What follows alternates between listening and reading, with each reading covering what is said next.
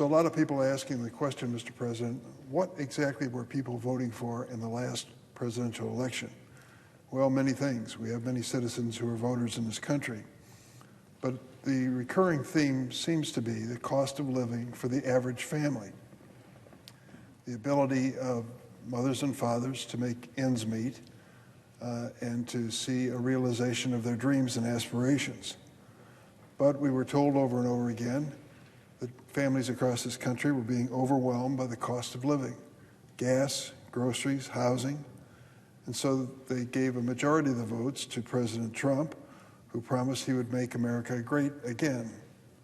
Since taking office, I don't believe that the president has come near to keeping his promise. Instead, he has hired many of his billionaire buddies and cut deals with the ultra-wealthy that will harm the same Americans who voted for him. I'm not going to get into his cryptocurrency schemes and how it's enriched him and his family. Let's set that aside for a minute and talk about issues that apply to every person. Hidden in more than 1,000 pages in the bill that passed the House of Representatives is a plan, a laundry list of things that I don't believe the Americans even considered voting for in the last November election. They're going to have a devastating impact on families in states red and blue alike. The main takeaway from this is the one big, ugly bill. Billionaires are going to win and American families are going to lose. Do you think the voters in last November's election for President of the United States would actually vote to close down their local hospital? That's what's looming. Now you say, oh, you Democrats and your scare tactics. That can't possibly be true. Well, let me tell you what happened, Mr. President. 3 weeks ago, 20 hospital administrators from across the state of Illinois, from Chicago down to the southernmost part of our state, all took a special trip to Washington to warn me that the bill that was pending before the House of Representatives threatened the survival of hospitals across our state. These are hospitals which are not only critical for providing professional medical care, delivering babies, saving people's lives who are in automobile accidents, but also major parts of the local economy. You come to rural, small-town, Midwest America and ask the impact of the local hospital, and they'll tell you, we don't know that we could keep a business or attract a business if we didn't have it. We count on it every day to be there when we need it. And secondly, it's a major employer. In fact, in most towns, the biggest employer in downstate. And then they warn me, many of these hospitals are hanging on by a thread. The money that they receive from government insurance programs like Medicaid keeps the doors open and the lights on and the doctors in town. And now we have a proposal from the Republicans to cut that Medicaid benefit for 16 million Americans. This would be the largest cutback in health insurance protection in the history of the United States. That's what's been sent over by the House of Representatives and is presently under consideration by the Republican leadership here in the Senate. Nationwide, half of all rural hospitals already operate in the red, and more than 300 rural hospitals are at immediate risk of closure. 26 in Kansas, 22 in Alabama, 9 in Missouri. How many closed hospitals will the Republicans accept as part of their plan? Let me tell you, I'm from downstate Illinois, proud to represent the city of Chicago all these years, but prouder still of being from downstate and trying to keep track of all the needs that they have for this economy to prosper. I know rural hospitals are the backbone of many communities in downstate Illinois, critical emergency medical care, anchors of the local economy. Now you dig into this deeply into this Republican budget bill that's come over from the House of Representatives, and it turns out they are not just eliminating health insurance coverage for 16 million Americans, they are also cutting Medicare. Now, Medicare is a program primarily for elderly people in this country. It has been a miracle worker.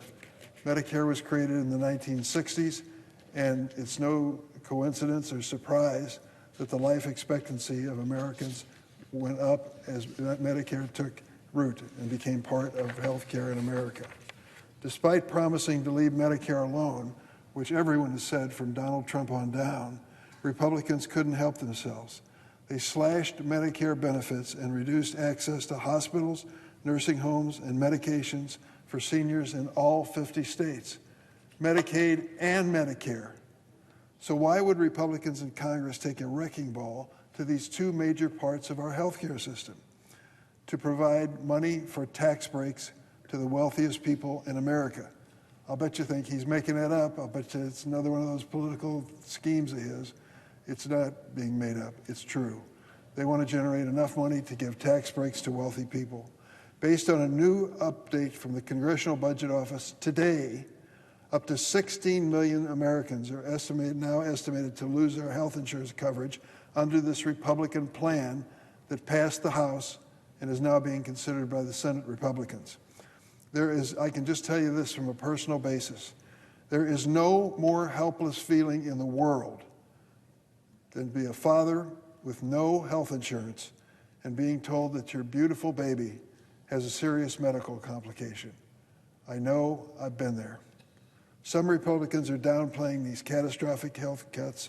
On the Senate floor earlier today, a Republican senator said that people on Medicaid are lazy and play video games all day.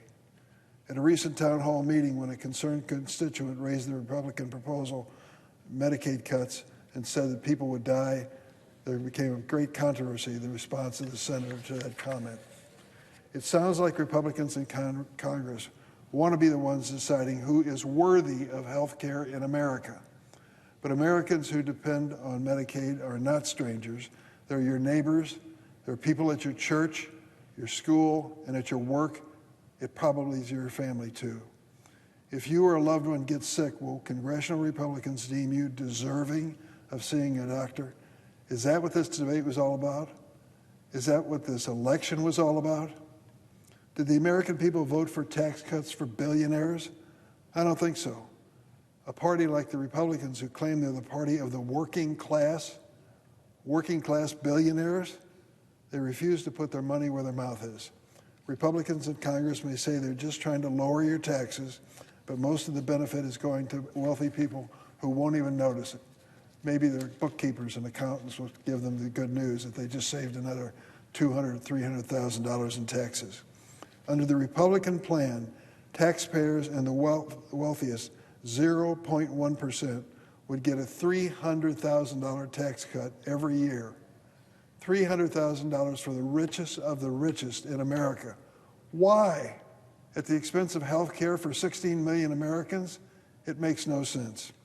The average full-time worker making a minimum wage on average would receive a tax break as well. I've got to be honest about it. It's $20 a month. $300,000 for the richest of the rich, $20 a month for the working stiff. How can that possibly be fair? Did the American people vote to slash jobs across the economy in the last November election? I don't think so. Since we passed the Inflation Reduction Act, 85% of investment in clean energy technology has landed in Republican districts. Now, I know the President of the United States calls global warming and environmental issues a hoax. He's been hanging with that story for a long time, even though we know something is happening. Notice the extreme weather events across the United States and around the world. They're getting more frequent and more costly. Is it a coincidence or is something going on?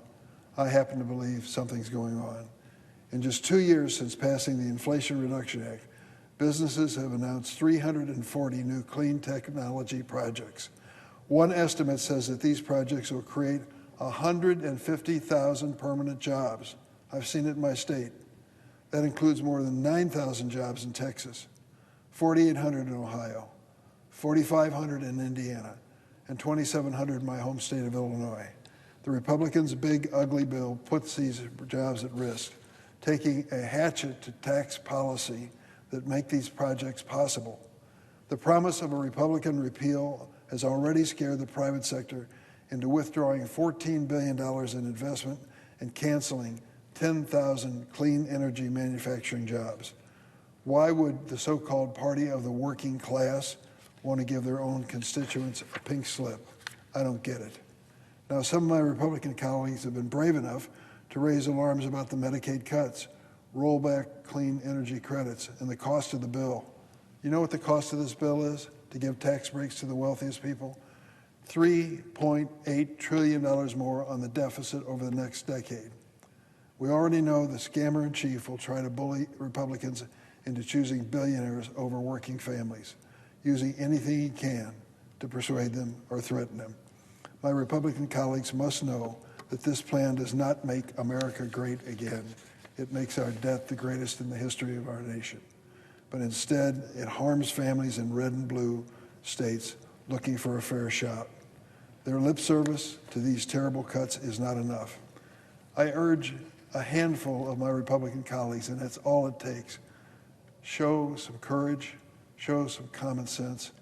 Tell the folks in the House and tell the White House as well, this approach is not going to work.